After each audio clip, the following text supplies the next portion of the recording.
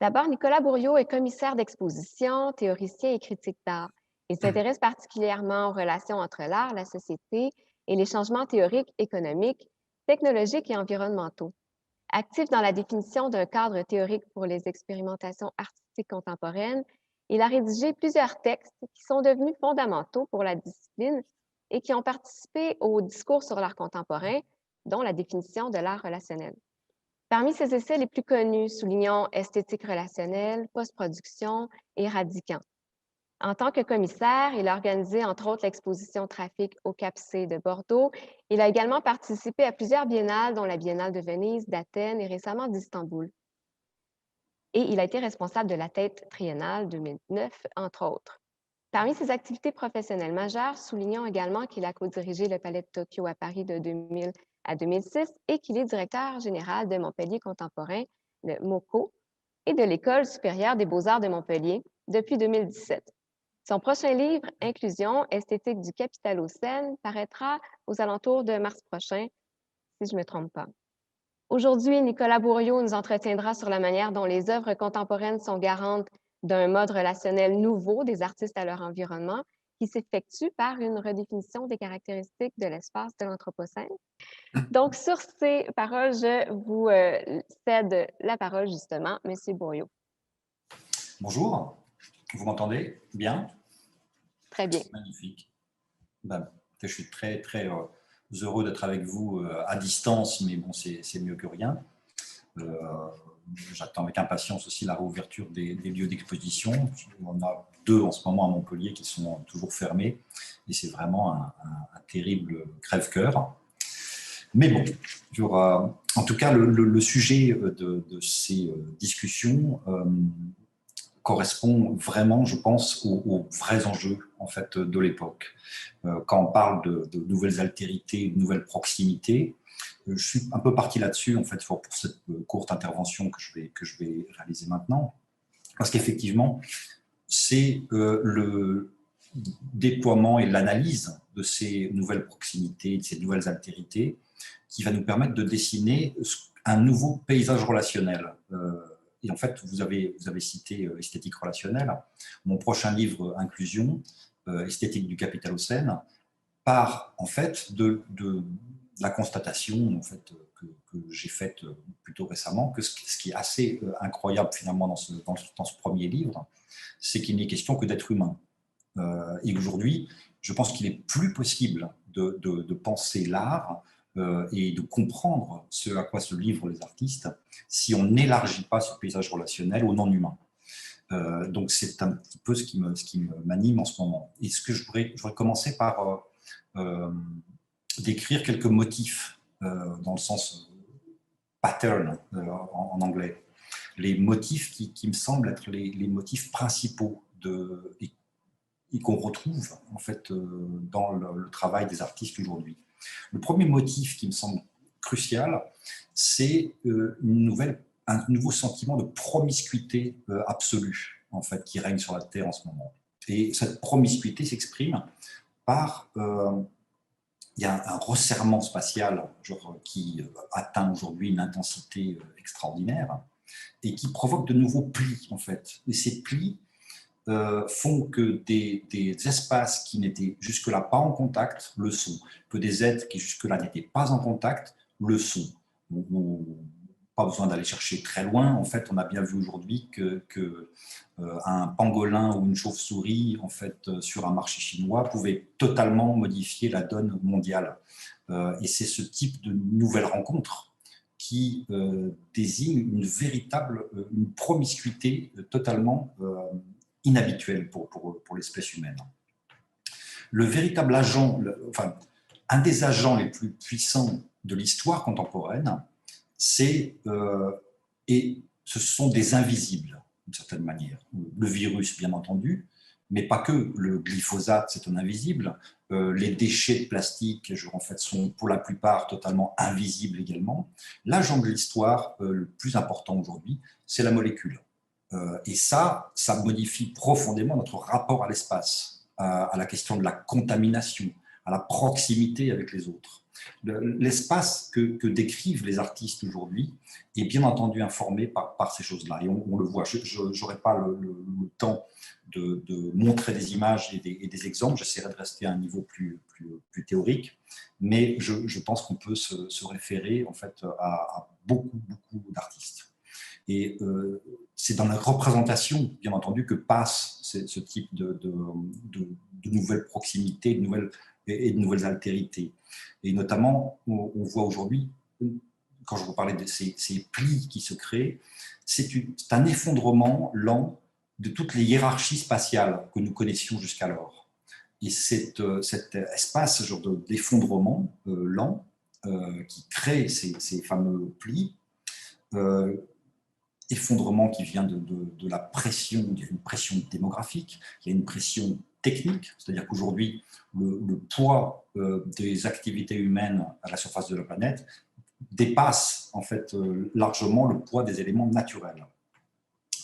Et ce qu'on voit aujourd'hui, pour rajouter un autre agent de l'histoire qui me semble important, c'est que la nature, ce qu'on appelait la nature, en fait, et je pense que le terme est assez impropre, accède à un rang de sujet à part entière. On le voit de plus en plus dans le droit même. Par exemple, en Nouvelle-Zélande, le gouvernement a octroyé à une rivière qui s'appelle le Wanganui le statut de sujet, en fait, donc susceptible d'être défendu devant un tribunal, par exemple. Le gouvernement équatorien également a accordé un rôle de sujet, un statut de sujet au sol du pays. Le droit évolue, nos représentations mentales évoluent aussi, dans la mesure où on prête aujourd'hui très facilement ce qu'on appelle une agentivité à ce qui jusque-là était considéré comme des choses inertes, comme des matières inertes en fait. Et ça, j'essaierai peut-être d'en reparler un peu plus tard, mais cette question de l'actif et du passif, en fait, c'est quelque chose qui détermine profondément nos représentations. Donc cette promiscuité, cet effondrement presque lent, produit ce qu'on pourrait appeler une crise de l'échelle humaine. Ce qui devient très compliqué aujourd'hui pour l'espèce humaine, c'est de se représenter dans cet espace nouveau, en fait. On est obligé aujourd'hui de nous accommoder, d'accommoder nos représentations, d'accommoder notre pensée à un espace qui ne possède plus les abscisses et les coordonnées en fait, de celui que nous connaissions et dans lequel nous avons vécu jusqu'alors. Cette représentation classique, par exemple, de l'être humain depuis 2000 ans, c'est une figure sur un fond, par exemple. Et c'est effectivement peut-être le genre, la figure la plus connue de la peinture occidentale. On a une figure et un fond. Et cette simple formule-là est devenue aujourd'hui problématique. Je reviendrai là-dessus. C'est certainement le plus grand facteur de changement des mentalités aujourd'hui. Il y a une auteure américaine, Karen Barad, qui renouvelle assez profondément en fait, le paysage physique en fait, de ce qu'on est en train de vivre et qui explique que tout ce qui existe n'est pas forcément a thing, mais c'est du doing. Tout ce qui existe émerge d'une relation. Et cette idée-là, elle est absolument fondamentale également. Et c'est ce qui m'amène aujourd'hui à repenser les thèses que j'avais décrites dans le livre Esthétique relationnelle et que je remets en question de manière à comprendre ce qui se passe dans les ateliers, dans les expositions aujourd'hui. Tout ce qui existe émerge d'une relation. Le philosophe italien Emanuele Coccia, qui a écrit un livre absolument remarquable sur le végétal, sur la manière dont le végétal affecte la pensée humaine, explique que les espèces sont constamment en train de changer le monde parce qu'elles sont obligées de dialoguer et de signer des pactes les unes avec les autres. Donc, ce n'est pas uniquement l'espèce humaine, c'est l'ensemble des espèces végétales et animales, d'ailleurs. cette primauté de la rencontre, de la relation sur la chose est aussi un facteur de profond bouleversement de nos représentations, évidemment. La biennale d'Istanbul, à laquelle vous faisiez allusion tout à l'heure, avait pour titre le 7e continent. Et ce 7e continent, c'est le continent, on appelle aussi le Great Pacific Garbage Patch.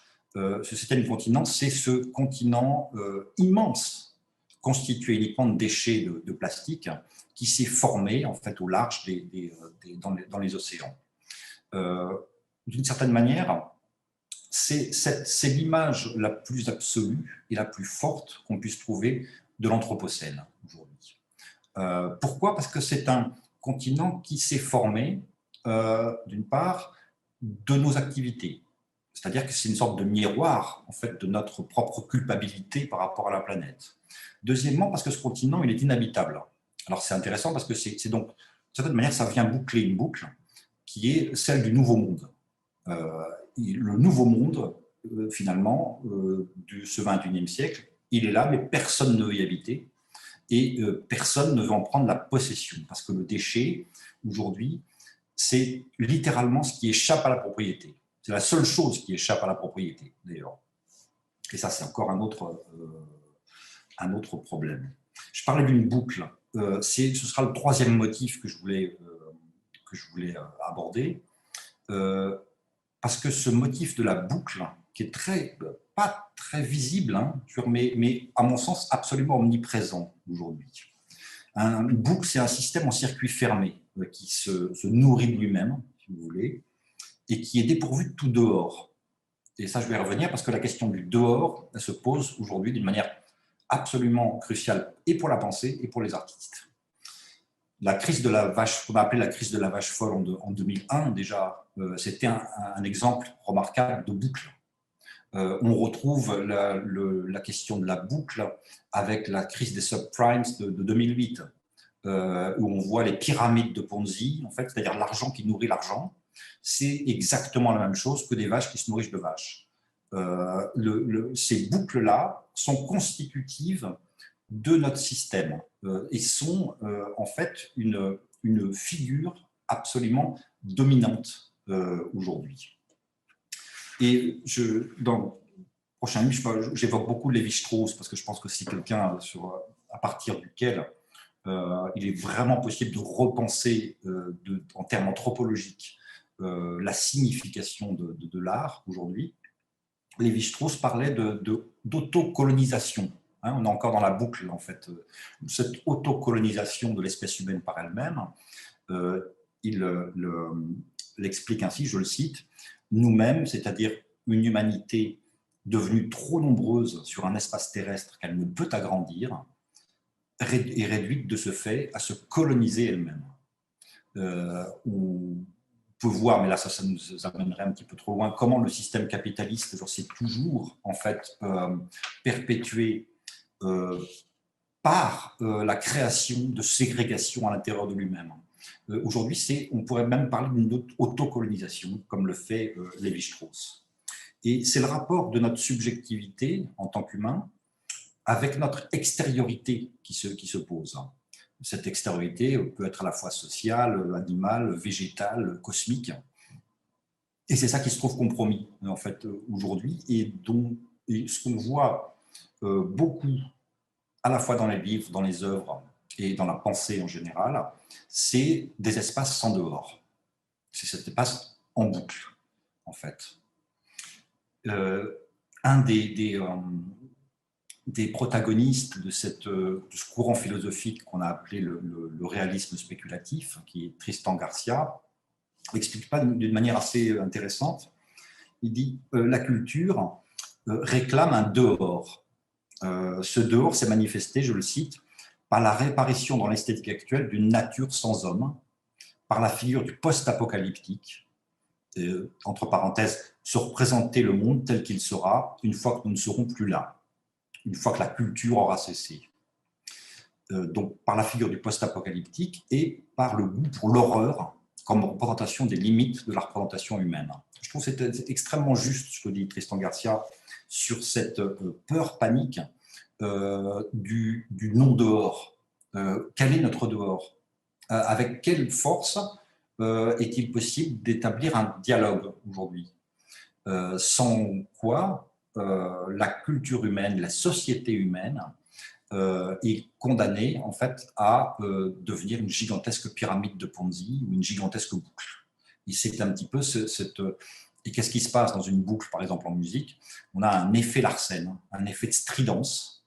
Et c'est, là encore, je n'aurai pas le temps de développer ici, mais une figure qui me semble assez caractéristique de la culture contemporaine.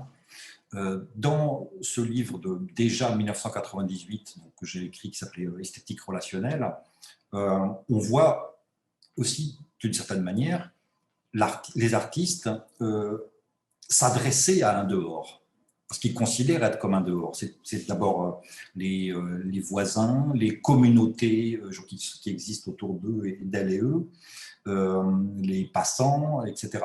Il y a une recherche dans toute une génération d'artistes qui commence dans les années 90 d'une extériorité, en fait. Et cette extériorité, ils vont la trouver dans la personne humaine.